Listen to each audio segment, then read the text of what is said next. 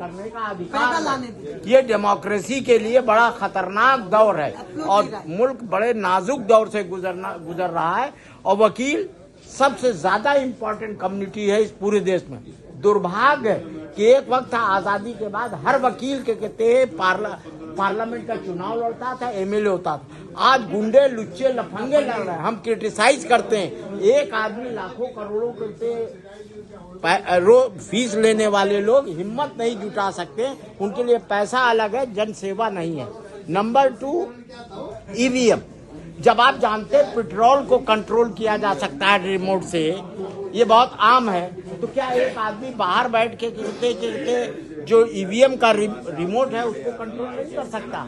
लिहाजा ईवीएम का कहते हैं कि जगह बैलेट से हो, अगर नहीं भी हो तो 50% एटलीस्ट के कहते जो उसके पेपर निकल रहे हैं उसकी कभी भी पूरी सबकी काउंटिंग होनी चाहिए। सबके केस में ईवीएम नहीं था, वहाँ बैलेट ही था। अरे ईवीएम पकड़ी नहीं जाती। मेरा ये है कि दोनों चीज के हम समर्थन।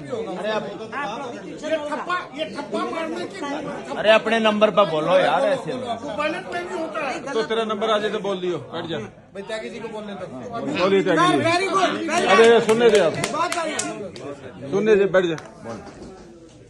बड़ी स्पष्ट बात है, कल टिकैत साहब ने भी कहा, मैं सहमत हूँ उनसे, कि भारत के अंदर जो बड़े बड़े धनकुबेर हैं, बड़े बड़े पूंजीपति हैं, पूरा राज उनका चल रहा है और जो वर्कर्स हैं, पीजेंट्स हैं, गरीब लोग हैं, उन सबको जो है उनके मूवमेंट्स को, उनके इंडिपेंडेंट मूवमेंट्स को कुचला जा रहा है पूरे देश के अंदर। ये जो किसानों के ऊपर दमन हो रहा है, ये उसी का एक हिस्सा है, उसी का पार्ट है।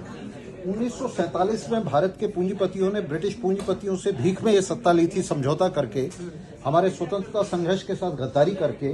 मैं नाम नहीं लेना चाहूँगा, उन्होंने सत्ता ली थी और उसके 1947 के बाद जिस किस्म का राज कायम किया है, आज हम बार बार कह रहे हैं डेमोक्रेसी डेमोक्रेसी, हम कॉन्स्टिट्यूशन में डेमोक्रेसी ढूंढ रहे हैं, पार्लियामेंट में, सुप्रीम कोर्ट।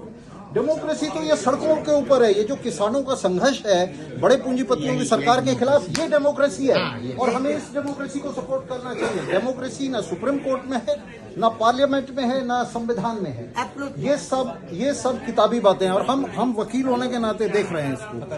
आप देखिए किस तरह से किसानों के रास्ते में कीलें बिछा दी गई हैं, किसानों के खिलाफ ऐसे युद्ध छेड़ दिया गया है जैसे किसी शत्रु देश के खिलाफ छेड़ा गया। तो ये जो सरकार है, ये निश्चित रूप से एक मुट्ठी भर लोगों की सरकार है जो पिरामिड के ऊपर बैठे हुए हैं, टॉप पे बैठे हुए हैं। और मैं नाम लेके कहूंगा तो अडानी और अंबानी और उनकी क्लास की ये सरकार है। और जो आम साधारण आदमी है उसमें हम सब शामिल हैं, उसमें हम सब शामिल हैं। हमारी बढ़िया से हमारी बार के अंदर भी आप देखेंगे तो एक तरफ तो एक मुट्ठी भर एलीट है और दूसरी तरफ हम आम साधारण वकील हैं सारे। ये स्थिति देश के अंदर है।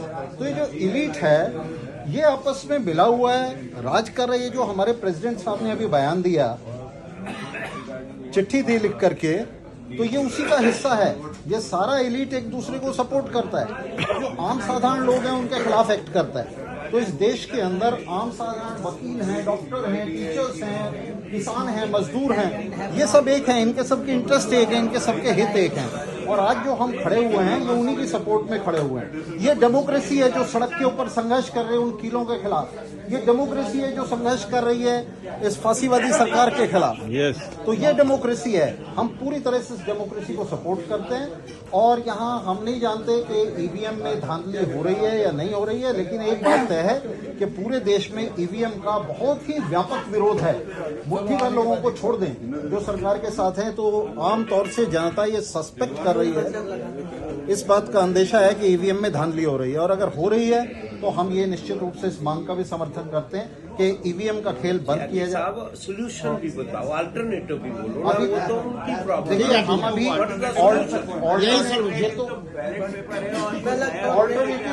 बोलो ना, ओपिनियन बनाते हैं। जी ये जो संघर्ष है, ये जो किसानों का संघर्ष है, ये जो हमारा संघर्ष है, हम भी ये संघर्ष कर रहे हैं, बोल रहे हैं, रेजोल्यूशन डाल रहे हैं। तो ये जो संघर्ष है इसको आगे बढ़ाया जाए, मिलकर इसको आगे बढ़ाया